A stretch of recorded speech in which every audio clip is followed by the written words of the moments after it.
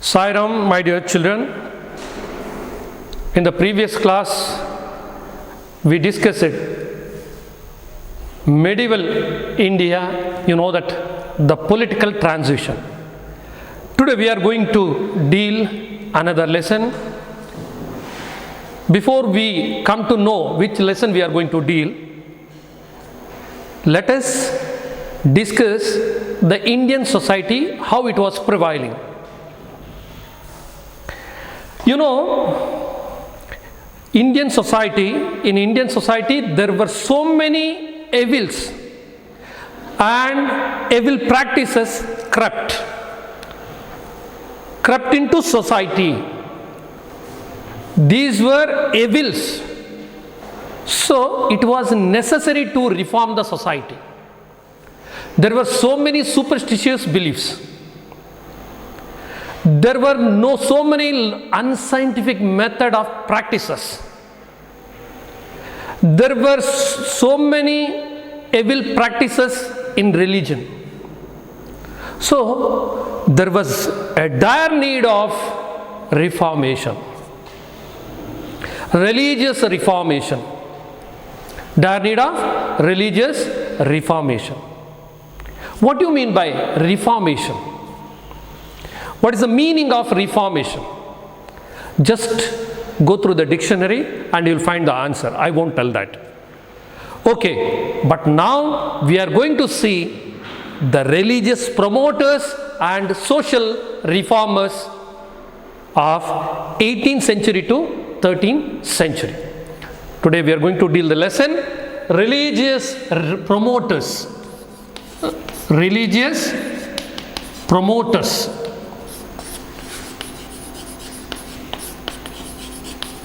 And religious promoters and social reformers. Social reformers. See, to wipe out, to cleanse the society, there was necessary in the reformation. Today we are going to see the period between 8th century to 13th century is very, very important in socio-cultural history of India. The period between means the 8th century to 13th century of contemporary era. It is very important in the socio-cultural history of India. Socio-cultural history of India. Cultural history of India. During the same period, Shankaracharya, Madhvacharya, Ramanujacharya, who are the founders of three Vedic religions, they presented Vedic religions. During the same period, Shankaracharya, Madhvacharya and Ramanujacharya, they brought changes. Who are the founders of three Vedic religions? And Dvaita, Advaita, Vishishtadvaita are the three major philosophies came into existence. Who are the three acharyas, founders of Vedic religions? Shankaracharya. See the image?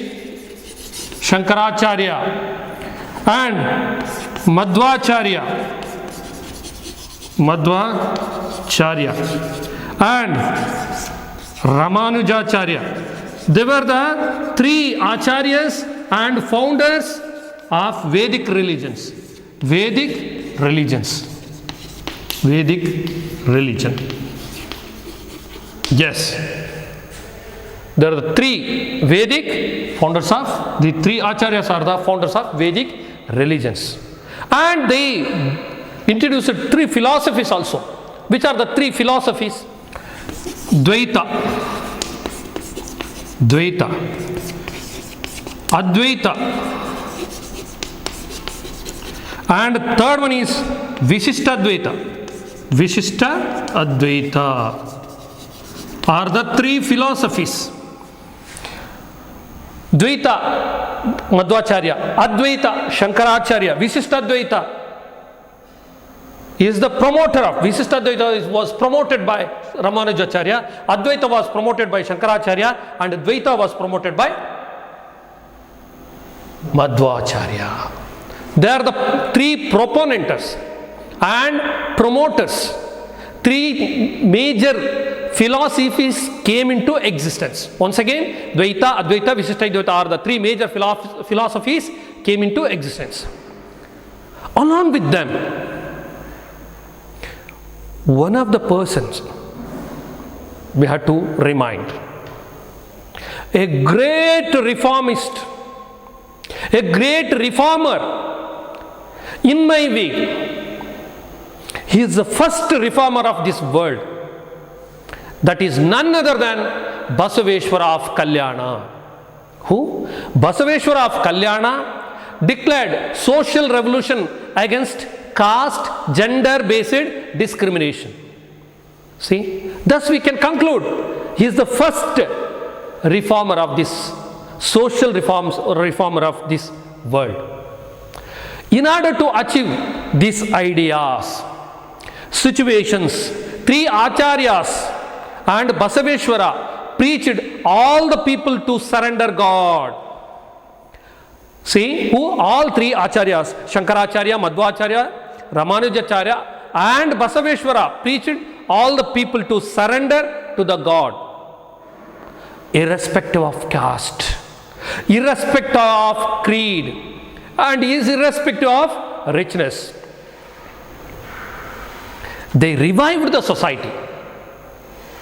They cleansed the society through Bhakti Marga. Here, one of the person, that is Basaveshwara. Basaveshwara, endearingly, we call him Anna Basavanna. Endearingly, we call him Anna Basavanna. He declared social revolution. Already you know that green revolution, white revolution, blue revolution, political revolution.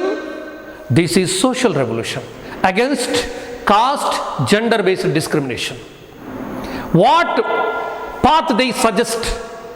These acharyas and Basavanna, they suggest the path of Bhakti Marga. Complete surrendering to the God. Through that, they revived the society. Now, let us discuss one by one. Now, we are going to see Shankaracharya and Advaita. Image of Shankaracharya. Shankaracharya is the proponent of Advaita, the Advaita philosophy. What does Advaita mean? In Sanskrit, Advaita means no duality. No duality. It is, see, Advaita means no duality. Advaita, he is the Shankaracharya was the proponent of Advaita philosophy. Now let us see briefly about his childhood. Shankaracharya was born in a village called Kaladi in Kerala. He was born at Kaladi in Kerala. And his father was Shivaguru. His father was Shivaguru and his mother was Aryamba. His parents were Shivaguru and Aryamba were his parent. Shivaguru was his father and Aryamba was his mother. He is born at Kaladi in Kerala. Kaladi in Kerala, a village called Kaladi. And Shankara was a meritorious child. He was very, very intelligent. How can you say? How can we say that Shankaracharya was very, very intelligent? Shankaracharya was very intelligent. At the age of 7, he had mastered all the scriptures, all the Hindu scriptures. He learnt Vedas, he learnt Puranas from his teacher Govinda Bhagavad Pada. Thus we can say Shankaracharya was very, very intelligent. At the age of 7, see, at the age of 7 even we are not able to say twinkle twinkle little star. Then imagine learning Vedas and Puranas at the age of 7 means it is very, very great. It is very, very difficult thing. And he studied Vedas and Puranas from Govinda Bhagavad Pada. Govinda Bhagavad Pada. Bhagavad Pada. Who was his guru? Govinda Bhagavad Pada. Whom did he learn Vedas and Puranas? He learned Vedas and Puranas from Govinda Bhagavad Pada. Who are his parents? Shivaguru and Varyamba were his parents. Where did he born? He born in village called, born at Kaladi in Kerala. And Shankaracharya studied Upanishads and Brahma Sutra in depth. See, these Upanishads are the Hindu philosophical scriptures. He studied them in depth. And also he learnt Brahma Sutras. That is also called Badarayana Sutra. Who is the worker of, who composed and who wrote Brahma Sutras? Brahma Sutra was written by Badarayana. Who? Badarayana. Badarayana wrote Brahma Sutra. He wrote Brahma Sutra.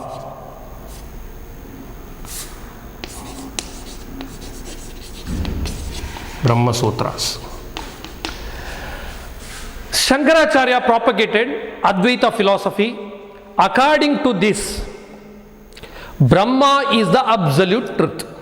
According to Advaita principles and Advaita philosophy, Brahma is truth. The rest of the world is false. Jagan Mithya, Brahma Satya. Brahma Satya, Jagan Mithya. He says Brahma Satya, Jagan Mithya. Here he says Brahma is the absolute truth. The rest of the world is false. And he says the soul is one with Brahma. And life is not separate from Brahma. In another word, soul, individual soul and universal soul is not separate. Both are one and the same. According to, that is why he said there is no duality. See, individual soul and universal soul. There is no separation. Both are one and the same. He says both are one and the same. That is why it is called Advaita. There is no duality. There is no Dvitva. Ekatvam. Here it is Ekatvam. Individual soul and universal soul. And also he concludes, Brahma is the absolute truth. Brahma means who? God is the absolute truth. And the rest of the world is false. What you see, this world is false according to Shankaracharya. The true existence is there, that is God. The world is Maya. He says world is Maya. What does it mean? World is Maya means illusion. What you say, that is illusion. Brahma is the absolute truth. Here also he says Brahma is the absolute truth. Who is the absolute truth? Brahma is the absolute truth.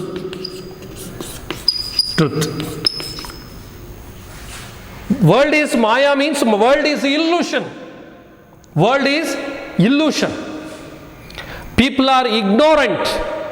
They are unaware of Brahma. They are believing that this world is true. The most of the people are believing that this world is true. But Shankaracharya says Brahma is true. Brahma is the truth. And world is Maya. This world is Maya. It is illusory nature of the world. They are also not aware of that Brahma is the only truth. Hence we should on the path of knowledge. He refers, hence we should on the path of knowledge and realize the nature of the world. If we got the knowledge, we'll realize who is the real one, Brahma or this world. So he suggests the path of knowledge. If you attain knowledge, we can, means if you attain the knowledge, you can realize the truth, whether Brahma is truth or this nature. Ultimate, we should merge our Atma with absolute truth, Brahma. See, ultimately we should merge our Atma, that is called soul, with absolute truth, that is Brahma. In other words, we can say, ultimately we should merge our Atma with Paramatma. With the Paramatma. See, here ultimately we should merge. Only then we can attain moksha. Only then we can attain moksha, that is called liberation. In this manner, Shankaracharya taught the path of knowledge. To attain, he suggests the path of knowledge. The human soul has no separate existence. Today what we have, our soul has no separate existence. It is part of universal soul.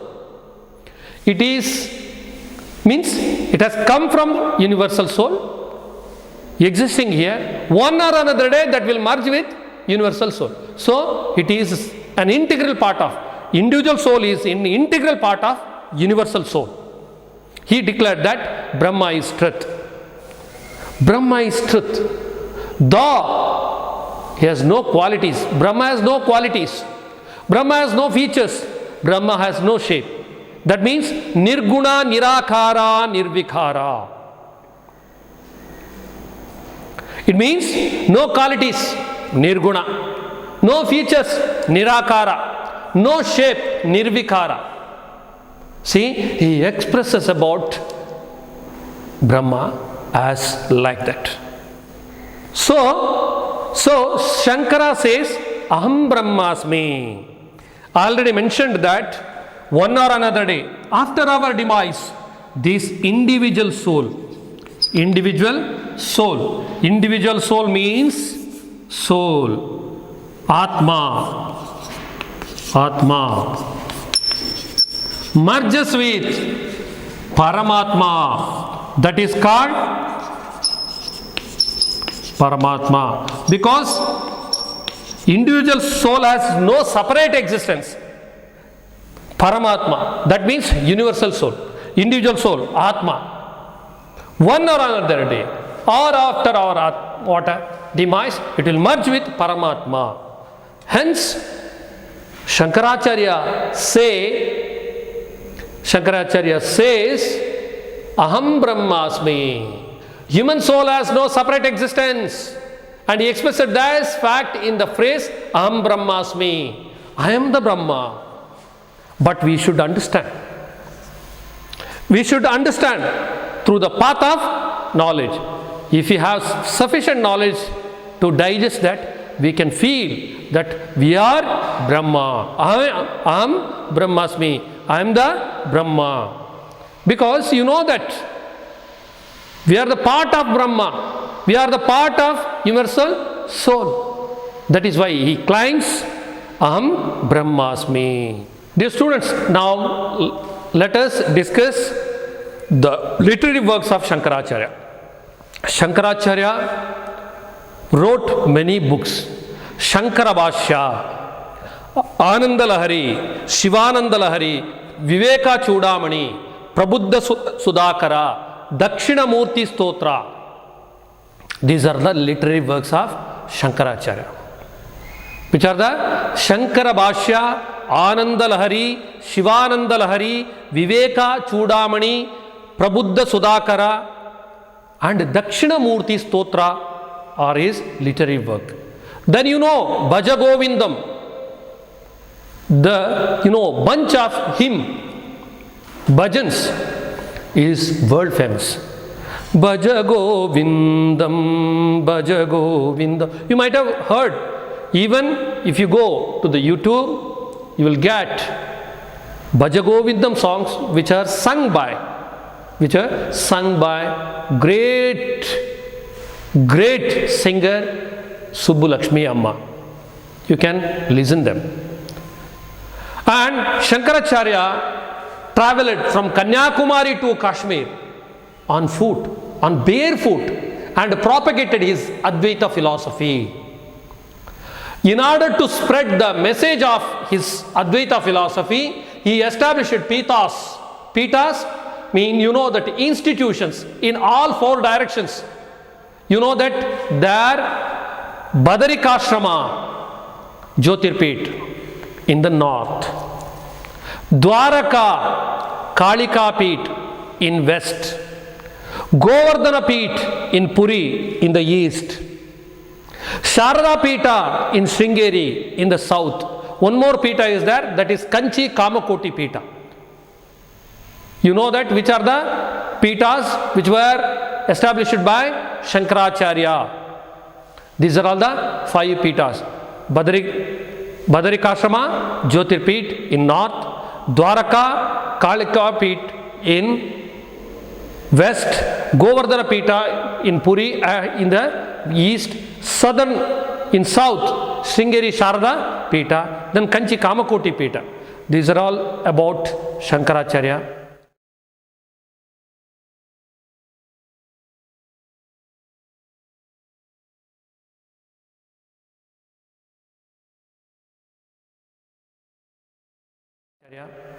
Now, before we are going to see other part, let me ask you some questions. Note down those questions. These are all for Vidyagama. Where was Shankaracharya born? Where was Shankaracharya born? First question. Who were Shankaracharya's parents? Who were Shankaracharya's parents? Whom did Shankaracharya learn Vedas and Puranas? Fourth one, explain the Advaita philosophy. Explain the Advaita philosophy. Mention the literary works of Shankaracharya. Sixth question, which are the 5 Peetas that were established by Shankaracharya? Which are the 5 Peetas that were established by Shankaracharya? Why did Shankaracharya travel from Kanyakumari to Kashmir? 7th question. Now, dear students, now let's see another prominent Acharya, that is Ramanujacharya. Another prominent Acharya was Ramanujacharya. Ramanujacharya was born in Sri Perumbudur near Chennai. Where? In Sri Perumbudur. Sri Perumbudur in near Chennai. Keshava Somayaji was his father. Was his father? Keshava Somayaji. Keshava Somayaji was his father and Kantimati was his mother. Kantimati. Who are the parents of Shankaracharya? Shivaguru and Aryamba were his parents. See, likewise, Shankaracharya, Ramanujacharya studied Vedas, Upanishads at Yadav Prakash in Kanchi. But who was Shankaracharya's guru? Govinda Bhagavat Pada was Shankaracharya's guru. Here, Ramanujacharya studied Veda and Upanishads at Yadava Prakash in Kanchi. Kanchi was, in those days, Kanchi was famous learning center in South India. Then he went to Sri Rangam and he became head of the Mata, what we call the Peeta, Mata. And later, a Chola ruler, especially Cholas were Shaivas. He started pestering Ramanujacharya. He started pestering Ramanujacharya. What do you mean by pestering? Actually, Ramanujacharya was Vaishnava. Who follow Vishnu as their deity, they are termed as Vaishnava. Who follows or one who follows Shiva as their deity, they are called Shaivas. Here, Chola ruler who was pestering Ramanujacharya. Pestering means unknowing, troubling, because Ramanujacharya was Vaishnavite. At the time, Ramanujacharya was invited by Bittideva. He was the Hoysala king of Karnataka. Bittideva, who was invited by Bittideva. Who disturbed him? Shaivate king. Sorry, Shaivate king means Chola king. It is said that later Bittideva accepted Vaishnava tradition and he became Vishnuvardhana. See, Bittideva became Vishnuvardhana. Ramanujacharya had keen interest to show the path of salvation to common people. Each and everyone should understand the path of salvation. Mukti, moksha, liberation. Each common people, those who are unaware of this should understand this. He wanted to show the path of salvation to such common people. His philosophy is called Visishtadvaita. Dear children, today we discussed Shankaracharya and his philosophy, his literary work, and we began the lesson of Ramanujacharya. Now, in the next class, we will be studying Visishtadvaita, the meaning of Visishtadvaita. I hope I have given some questions. Note down those questions. This is for Vidyagama. Sairam. I won't send any typed messages on WhatsApp. You have to go through the video and understand the lesson, as well as you have to note down the question also. Sairam.